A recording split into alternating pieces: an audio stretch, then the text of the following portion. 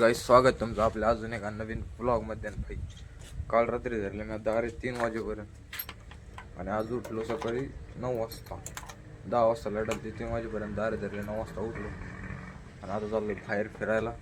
बाराला फोन केला ते पण येऊ राहिला. तर आजचा ब्लॉग कंटिन्यू करा भाई. आय होप तुम्हाला ब्लॉग आवडेल. ते चाल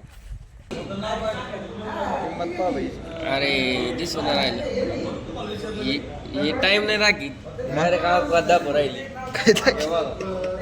लाईक येता करेल कितीची बघा पाहिजे 40,000 रुपये. टाइम नाही किती काय किती डायरेक्ट लाईक हा जाऊ द्या म्हणलं तर हे बोटा बघितली बोटा कितीची अरे बघ बोट काय करावं बंद कर पॅन्ट बघा पॅन्ट तर स्वस्त असेल ती पण 37,920ची काय याच्यात कुत्रा हागून गेलं जास्त का याच्यावर आणि आज चोरून गाडी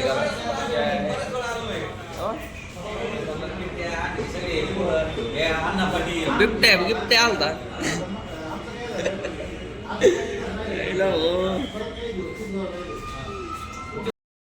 बरं काय चहा गेलं आता चाललंय पडतो कॉलेजवर चाललंय कामांना दिन बाळायला पाहिजे माझे गाणं ऐकून लंगडा पळायला पाहिजे. पळत येईल लगेच मधुकर. तर भाई थांबा 2 मिनिट. असे काही लोक असतात की ते आपले फोन उचलत नाही. लय असे फोगत आहेत आमच्या ते दलिंदर आहेत. फोन कम नसलेलं नाही भाडको पेपर वन चष्मा कोणाचा आहे मित्राचा आहे मला लेडीज ऑर्डर आले मैत्रिणीचा आहे काय याला कायच्या मैत्रिणीत तोंड आहे का रे इकडं बघ एकदा येतो तोंड आहे का खूप उशीत सकाळपासून कोणी भेटलं नव्हतं ना हे भेटला आज.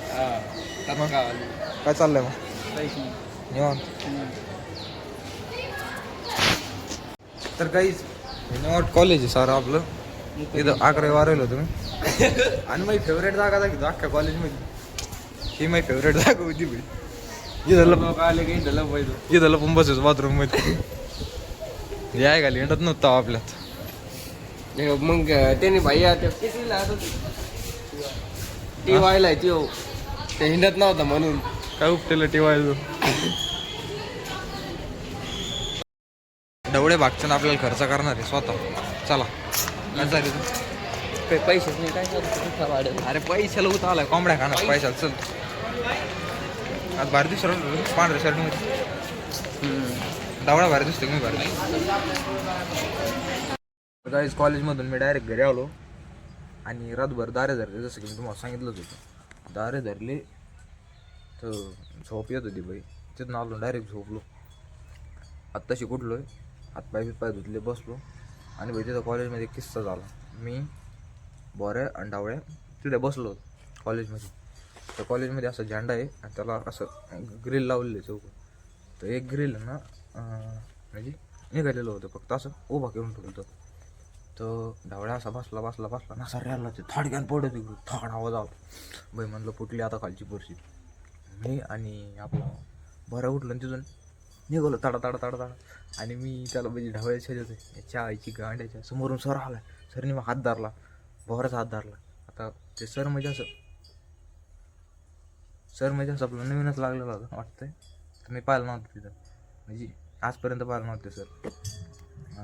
आता भोरे माझ्याकडे बघतो बरं म्हणतो सर आमची काही चुकी नाही म्हणजे तोच रॅला तिथं आम्ही इकडे बसलो होतो.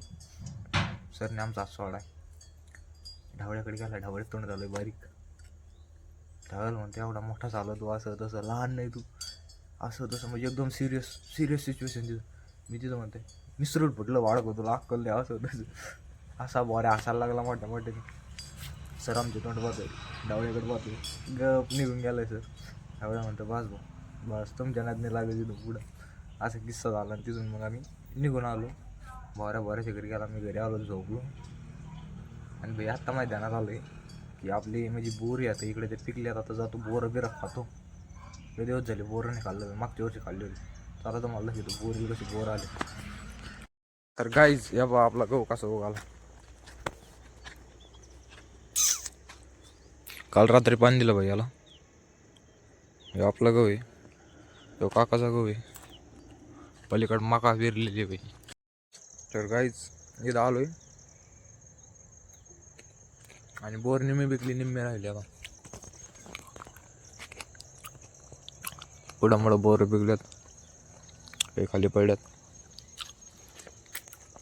काही पिकायची राहिली बाई अजून.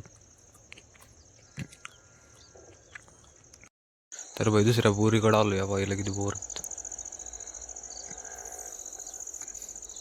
खाली पण लय पडलेत, गवतामुळे दिसत नाही तेव्हा. तर काय आजचा ब्लॉग मी एंड करतो बाई. बाय बाय, भेटूया का नवीन ब्लॉगमध्ये.